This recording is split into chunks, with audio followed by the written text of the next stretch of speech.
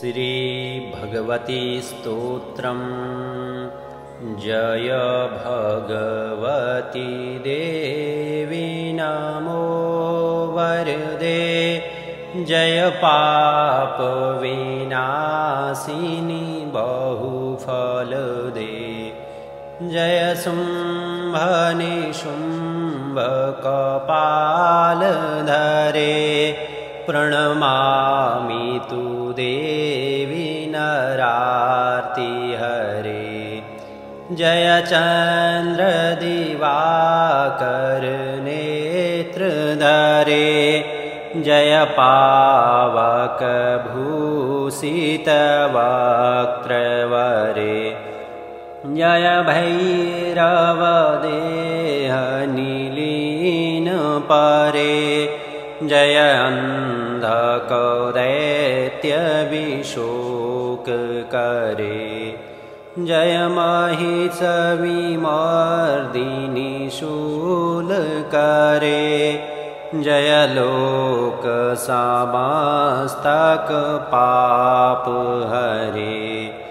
जय देवी पितामह विष्णुनते। जय भास्कर शक्र शिरोवनते। जय षण्मुख सायुध ईशनुते। जय सागर गामिनी शम्भुनुते। जय दुःख दरिद्र विनाश करे।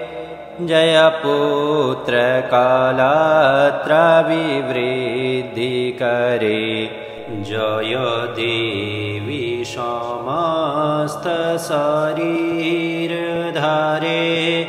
जय नाक विदर्शिनी दुःख हरे। जय व्याधि विनाशिनी मोक्ष करे। जय वांछित दायिनी सिद्धिवरे। जय व्याधि विनाशिनी मोक्ष करे। जय वांछित दायिनी सिद्धिवरे। जय वांछित दायिनी सिद्धिवरे।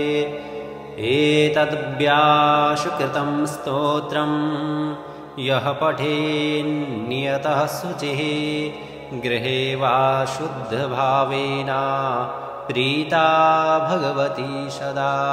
व्यासकृतं श्रीभगवती स्तोत्रम्।